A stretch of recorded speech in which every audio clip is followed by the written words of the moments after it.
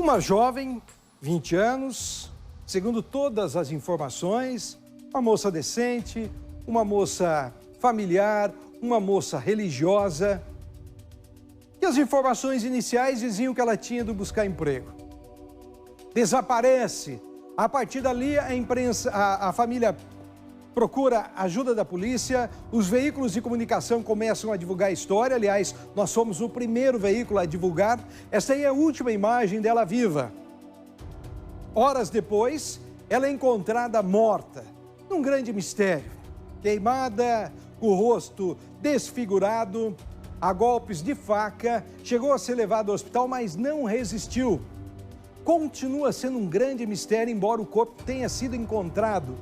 Por que tiraram a vida da Larissa? Quem tirou a vida da Larissa? O que fez a Larissa para que estas pessoas ou esta pessoa assim agisse? Veja só. Estas imagens mostram a última vez que Larissa saiu de casa, no bairro Tanguá, em Curitiba. O registro foi no sábado, dia 11 de setembro, próximo às 9 horas da manhã. A jovem de 20 anos, que estava desempregada, teria saído de casa ainda na parte da manhã para participar de um processo seletivo. Ela concorreria a uma vaga para atendente em uma loja de departamentos que ficaria na cidade industrial, em Curitiba. Depois de participar do teste, ela ainda entrou em contato com a família. A jovem ainda fez um outro contato com o irmão, avisando que não voltaria para casa naquele dia.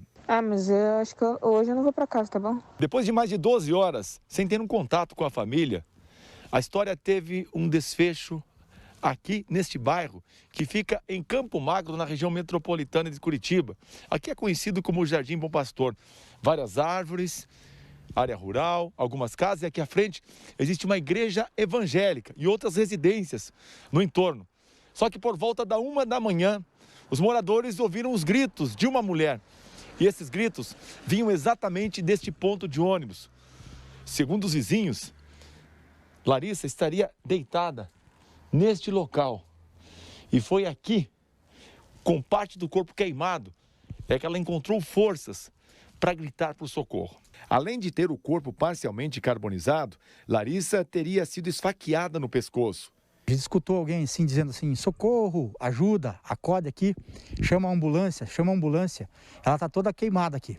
Daí eles foram no portão da minha casa, bateram a palma lá pedindo para poder chamar a ambulância, a polícia. Eu liguei para a polícia, o meu filho ligou para a ambulância, dentro de uns 30 minutos mais ou menos, eles vieram até aqui onde a moça estava, próximo a esse banco ali. Larissa foi levada ao Hospital Evangélico Mackenzie em estado grave. Ela chegou a ser atendida pelos médicos, mas não resistiu aos ferimentos. A princípio, nós temos algumas informações, foram feitas algumas diligências de que essa moça pode ser que tenha se encontrado com uma pessoa através de aplicativos de encontro. São informações que vieram aqui para a gente que ainda vão ser checadas. E a gente aproveita a oportunidade para pedir para que a população denuncie, passe qualquer informação que tenha a respeito de para onde estava essa moça, onde ela ia, se alguém sabe alguma informação a mais dos rumos que ela ia tomar no dia que ela desapareceu. É muito estranha essa história.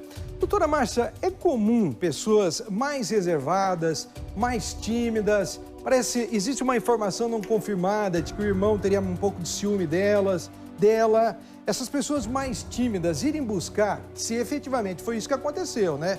Veja bem. Falando em tese sobre pessoas, não especificamente da Larissa. Uhum. É comum esse tipo de pessoa procurar esses relacionamentos através de aplicativos?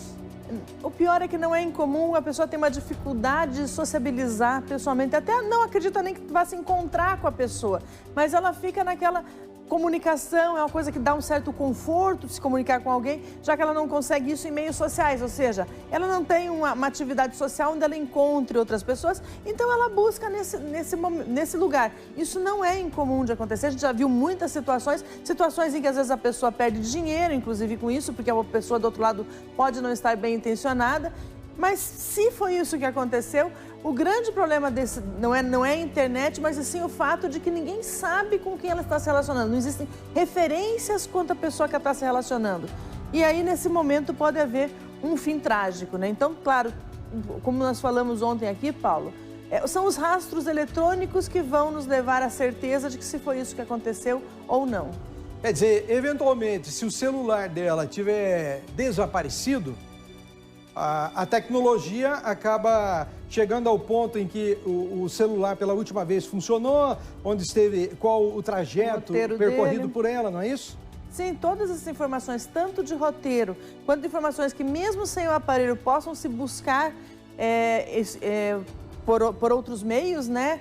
Aí é o problema da inteligência resolver, então é possível que se tenha mais informações a respeito do que aconteceu com ela nesses últimos momentos. Se a senhora tivesse que fazer uma aposta, o que aconteceu com ela? Eu acredito nessa tese de que ela podia estar, já que você falou que ela é uma pessoa reservada, você falou que é uma pessoa que não tem muitos meios sociais e que, de repente, numa das gravações, ela fala que vai dormir na casa do boy, que é a última gravação que você tem dela, né? Dá-se a entender que ela foi encontrar com alguém que a família não conhece, né?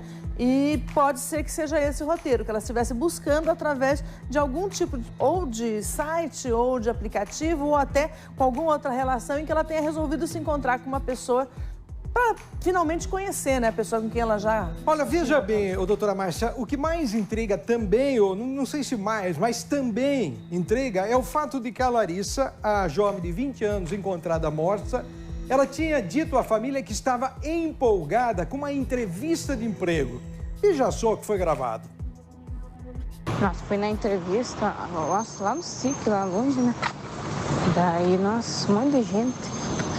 Daí parece que eu fui bem na entrevista, né? Ela vai ligar pra mim qualquer coisa. Daí agora eu tô dando uma passeada. Pois é, esse emprego aí não... Na mensagem seguinte, a Larissa disse que não sabe se vai voltar para casa. Então, observe, nós estamos falando de uma pessoa família, né? Numa pessoa religiosa, numa pessoa que disse que estava empolgada com essa possibilidade de emprego, mas não voltaria para casa. Veja só. Eu tô bem, eu tô aqui passeando, descontraindo a cabeça um pouco, né? Nem sei se vou embora hoje. Na última mensagem enviada aos parentes, a Larissa comenta que tem um encontro e não vai mesmo voltar para casa. Olha só. Mas eu acho que hoje eu não vou para casa, tá bom? Só para avisar para você não ficar preocupada que eu não vou para casa hoje, não. Vou pousar aqui na casa do boy.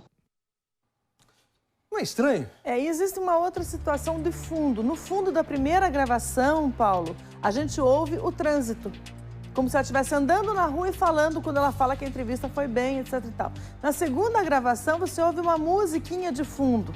Dá a impressão que ela está num lugar fechado, talvez um veículo, talvez uma casa, enfim, em que você vê uma música de fundo. E na terceira gravação não houve-se som algum, como se ela, nem vozes de pessoas falando, nem houve-se trânsito, não houve-se nada. Então dá a impressão que ela está num lugar mais reservado, mais fechado para passar essa terceira informação.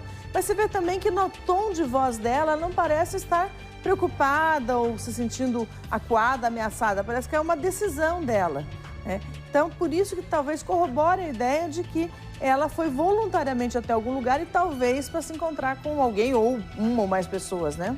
E a possibilidade de que essa pessoa com quem supostamente ela estaria fosse uma pessoa conhecida, porque também a polícia trabalha com essa hipótese, de que alguém de conhecimento dela, talvez uma amiga, tenha levado até esse encontro ou até esse local. Pela análise da voz, e a senhora que trabalhou muito tempo com isso, com investigação policial, há possibilidade nesse tom de voz a gente ter algum caminho de que a pessoa com quem ela estivesse fosse uma pessoa conhecida ao ponto de lhe dar tranquilidade no jeito de falar? Na verdade, ela se sente confortável. Se esse conhecimento ele era direto, pessoal, né, ou seja, físico anteriormente, é difícil saber. Mas às vezes, se ela passou um grande período conversando com alguém que também a deixou confortável, apesar de ela só falar por um meio eletrônico, também ela poderia estar tranquila. Você vê que naquele momento ela está tranquila. Não se descarta que ela conhecesse ou não essa pessoa anteriormente, mas parece que para a família essa pessoa não existe, pelas declarações do irmão que a gente teve aqui, que não existe um namorado ou uma vida social que ela apresentasse. E o queimar, doutora Márcia? Porque além da facada houve o queimar. No mundo do crime, o queimar não significa dizer uma raiva maior, um sentimento talvez de vingança, um sentimento de insatisfação É duro, a gente tem que respeitar a família, tem que entender que as investigações estão no início, não se sabe ainda, mas eu às vezes fico pensando numa eventual possibilidade. Notem que eu não estou fazendo afirmativas, de que eventualmente ela tenha ido ao encontro de alguém, esse alguém tenha feito alguma proposta que ela não aceitou e que a vingança teria sido, se você não aceita, eu te queimo e ainda por cima te mato. Ou isso poderia representar uma resistência por parte dela? Existem algumas possibilidades. Primeiro, o fogo a gente entende como meio cruel, porque a pessoa sofre muito para que ela morra pelo fogo ou nas lesões por ele. Então, é um meio cruel de qualquer forma. Agora, também há a possibilidade de que se houve, por exemplo, uma violência sexual, essa pessoa tenha pensado em eliminar provas com isso, né? Então, como você mesmo disse, Paulo, a investigação está muito no começo, mas existem várias possibilidades que seja, realmente querer que ela sofresse mais do que o necessário para um óbito, né, o que aconteceu, de fato, né? Ou essa possibilidade da pessoa acreditar que assim eliminaria provas. E para finalizar, já vou seguir aqui, Buriga, já vou seguir. Só o seguinte, e a possibilidade que essa pessoa fosse conhecida dela e a partir do momento em que houve a resistência, então temos que apagar essa vítima, porque senão ela conta para as pessoas quem somos ou quem sou. Sim, uma possibilidade dessa eliminação, independente se ela conhecesse essa pessoa apenas e tão somente pela internet ou qualquer outro meio, ou se ela conhecesse realmente de fato, fisicamente, fosse das relações sociais, é que se fala ali, ela não tinha muitas relações sociais, mas que fosse uma pessoa mais próxima, essa possibilidade sim de se eliminar a principal testemunha, né? Obrigado, daqui a pouquinho nós voltamos.